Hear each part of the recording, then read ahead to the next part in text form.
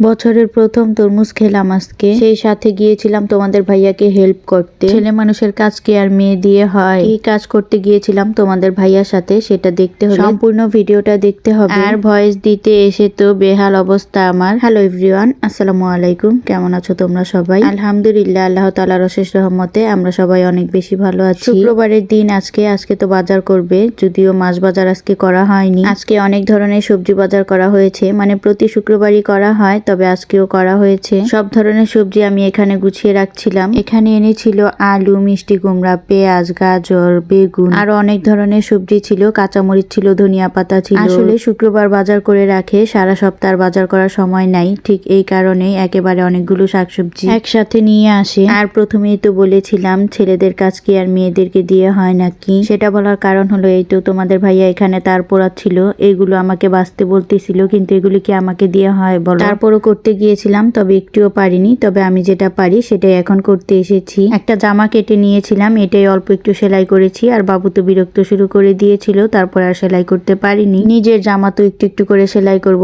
এতে করে কোনো তাড়াহুড়া থাকবে না, যখন সময় পাবো তখন একটু একটু করে সেলাই করে নেব। তারপরে তো চলে এসেছিলাম রান্নাঘরে রান্না করার জন্য। অনেকক্ষণ অফ ক্যামেরায় ছিলাম। আজকে রান্না করব আমার মেয়ের পছন্দের মুরগির মাংস। আমার মেয়ে অনেক পছন্দ করে মুরগির মাংস, সেই জন্য আমি কিছুদিন পরপরই মুরগির মাংসটা রান্না করি, কারণ আমার মেয়ে খুব পছন্দ করে খায়। আর আমি মুরগির মাংস যেদিন রান্না করি আমার কাছে মনে হয় আমার মেয়ে প্রতিদিনের তুলনায় ভাত কিছুটা বেশি খায়। তাই আমি ভাবি যে কিছুদিন পরপর যদি মুরগির মাংস রান্না করা হয়, আমার মেয়ের অল্প কিছু হলেও ভাতটা একটু বেশি খাওয়া হবে। মায়েরা এমনই হয়, কি রান্না করলে বাচ্চারা অল্প কিছু ভাত বেশি খাবে সেটাই রান্না করে থাকে। আর যখন ওইটা রান্না করলে বাচ্চারা অল্প কিছু ভাত বেশি খায়, তখন যে মায়েরা কত বেশি খুশি হয় শুধু একটা মাই জানে। যাই হোক, তোমাদের সাথে কথা বলতে বলতে এখানে আমি তরকারির মশলাটা খুব ভালো করে কষিয়ে নিচ্ছি। মাছ বলো আর মাংস বলো, যেটাই বলো না কেন, তরকারির মশলাটা যত বেশি কষাবে খেতে তত বেশি মজা লাগবে। আমি তো সব সময়ই অনেক বেশি করে মশলাটা কষিয়ে থাকি, এতে করে খেতে অনেক বেশি মজার হয় তরকারি। মশলাটা যখন খুব ভালো করে কষিয়ে নেওয়া হয়ে যাবে, তখন দিয়ে দিব ধুয়ে রাখা মাংসগুলো দিয়ে এবারও খুব ভালো করে কষিয়ে নেব।